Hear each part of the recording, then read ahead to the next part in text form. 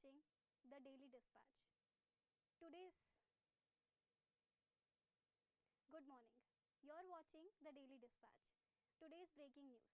Himachal cloudburst kills 5. Bees River swells again. Landslides hit Uttarakhand. Congress hits back. BJP flies complaint against Priyanka. Olympian Sushil Kumar, who was the main accused in junior wrestler's murder case, surrenders. Kannada actor Upendra apologizes for remarks against Dalits. FIR lodged. Bengaluru woman loses Rs 25,000 after ordering food. Online scammer pretends to be food delivery app employee. Amid calls to remove Nuh as Haryana district, internet back after 2 weeks. Clashes broke out between two groups in Haryana's Muslim-dominated Nuh district on July 31st over an attempt to stop a religious procession. Internet services have been restored in Haryana's Nuh district, where communal clashes broke out 2 weeks ago, leaving 6 people dead and several others injured. Mobile internet, SMS and broadband services were suspended in Nuh in the view of the tense critical situation after the July 31 clashes between two groups. The clash started over an attempt to stop a religious procession that was organized by the Vishwa Hindu Parishad. 6 people, including 2 home guards and a mosque cleric, were killed in the violence that later spilled over Gurugram, Palwal, Faridabad and other districts of Haryana.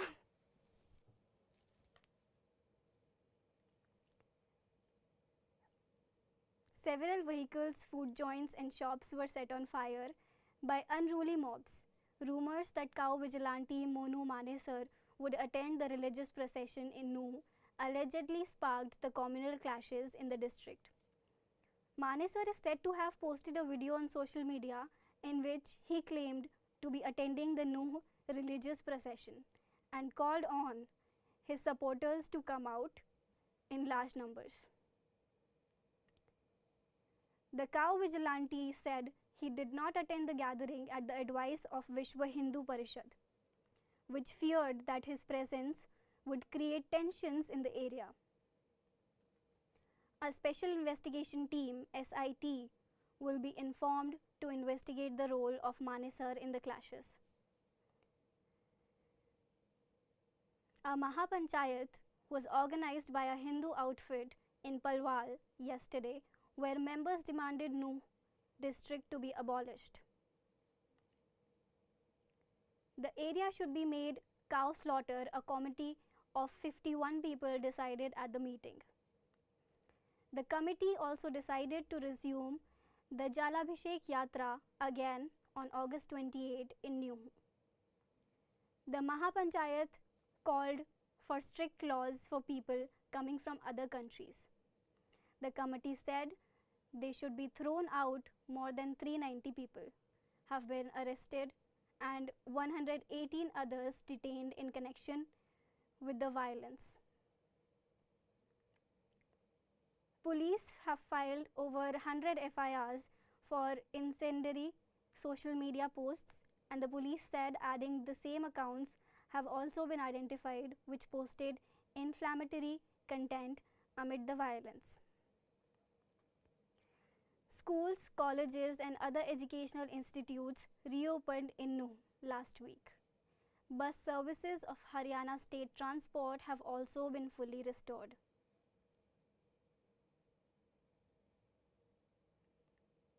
Independence Day 2023. 1,800 people invited as special guests, selfie points installed across Delhi Prime. The Prime Minister Narendra Modi will commence the celebration on the 77th Independence Day from the iconic Red Fort in Delhi on August 15th. That is tomorrow. As a part of the Independence Day celebration at Red Fort, around 1,800 people from different vocations with their spouses have been invited from across the country as special guests.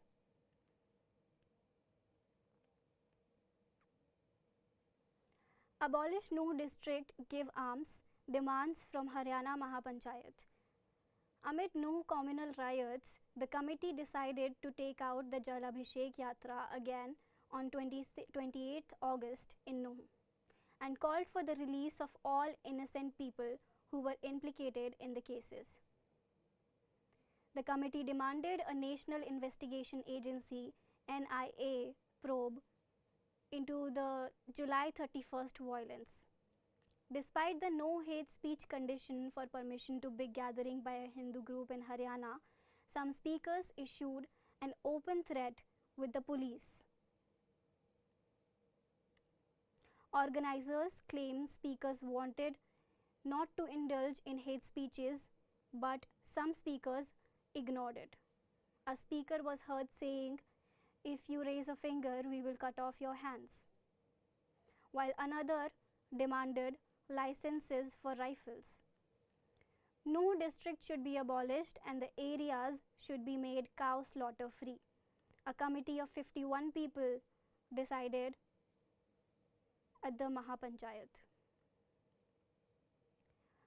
Terming cow smuggling the root cause of all quarrels in the area, the committee demanded a parliamentary force headquarters to be set up in Nuh to ensure security. The committee demanded a National Investigation Agency (NIA) probe into July 31st violence. 1 crore each as compensation for the families of their people who were killed in the communal clashes. They further demanded 50 lakh each for those injured and recovery of damages during the riots from the accused. Manipur Police FIR against writer-editors of 2018 book for distorting state's history, The State of Manipur, has been 100 days of brutal ethnic violence between Meitei and Kuki communities. The book, The Anglo-Kuki War 1917 to 1919, a frontier uprising against imperialism during the First World War, was written by retired Colonel Dr. Vijay Chenji and edited by 2 JNU assistant professors.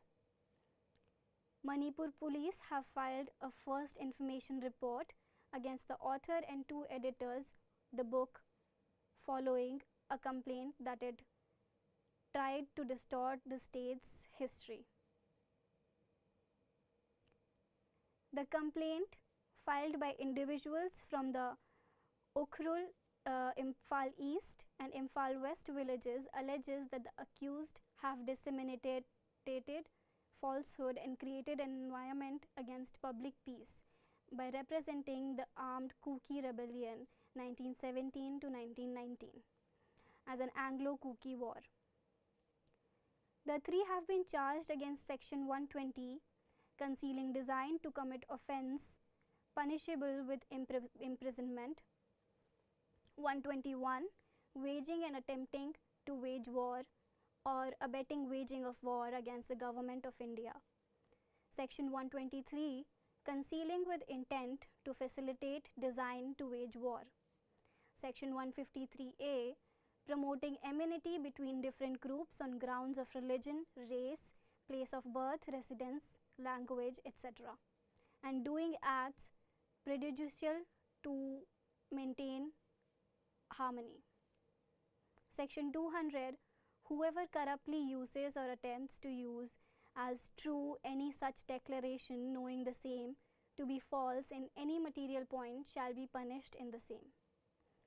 Section 120B, whoever is a party to a criminal conspiracy other than a criminal conspiracy to commit an offence punishable as aforesaid.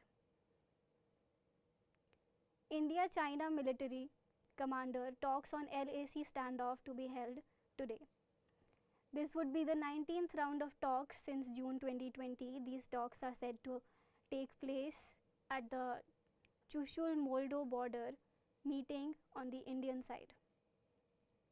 The talks have been scheduled after almost 4 months. The last round was conducted on April 23. It was, however, ended in a stalemate. Since then, there has been a series of high-level contacts between the two sides. The Indian delegation is likely to be headed by LT Gen Rashim Bali, commander of Flare Headquarters 14 Corps. The Chinese team is expected to be led by the commander of the South Xinjiang Military District.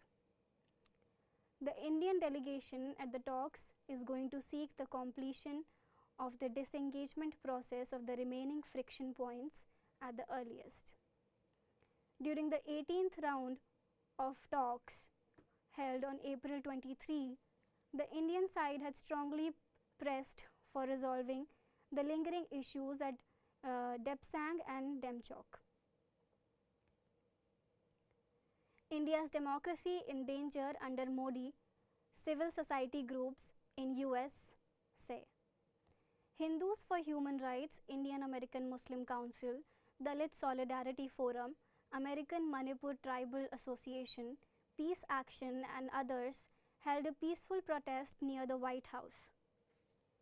During PM Narendra Modi's official visit to the United States, a number of civil society groups brought up the matter of human rights violations in India. The groups also highlighted the cases of violence against religious minorities, especially Muslims and Christians. The India diaspora also rolled out a campaign, Hey Joe, Ask Modi, to highlight the move to remove the BBC documentary from social media in India. The jailing of activist Umar Khalid and other issues rights infringement. Several US Congress members and senators boycotted PM Modi's session in the US and also slammed Biden administration for giving space to Modi.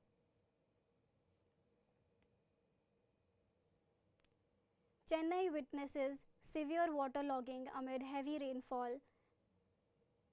Amid incessant rainfall that lashed Chennai yesterday, severe waterlogging was witnessed in various parts of the city. The visuals of waterlogging from Mount Road were viral. Meanwhile, the Indian Meteorological Department on Sunday predicted moderate rainfall in 13 districts of Himachal Pradesh and heavy rainfall at one or two places in the state for the next 24 hours. Due to heavy rain, a flood-like situation continues to prevail in the Bal Valley in Mandi district of Himachal Pradesh on Sunday.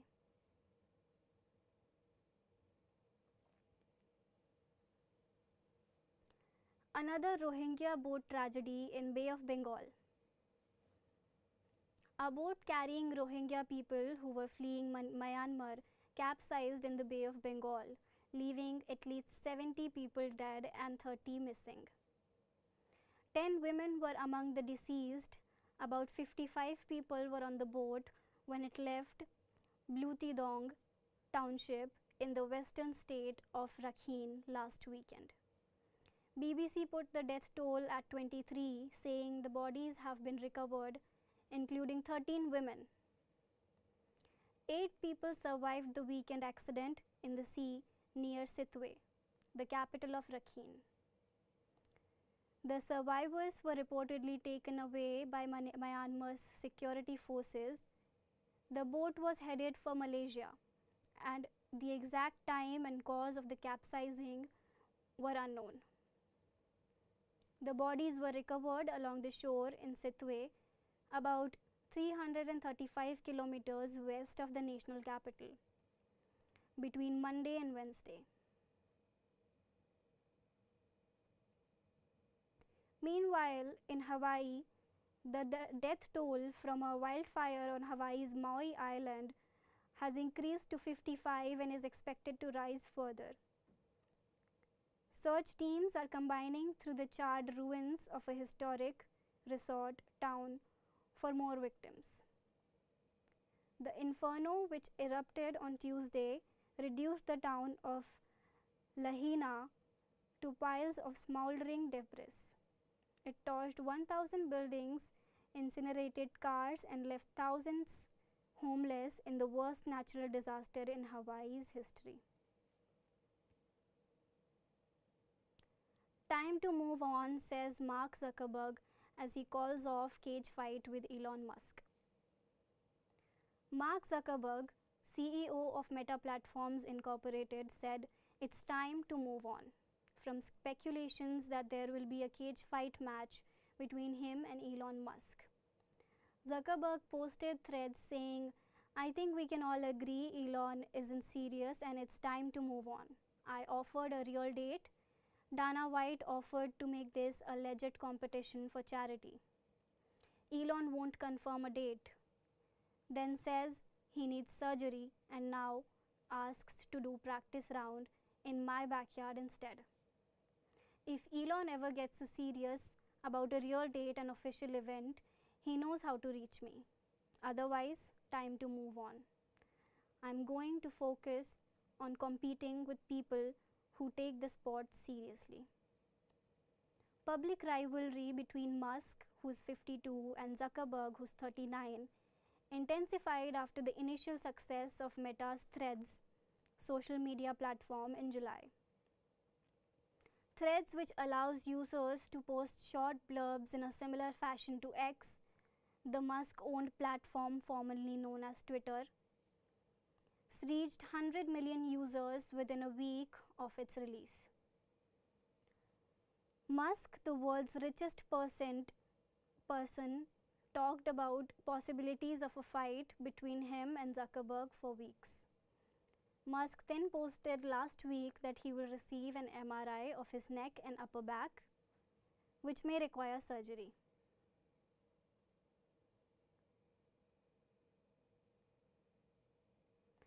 Thank you. Until next time, I am Saloni.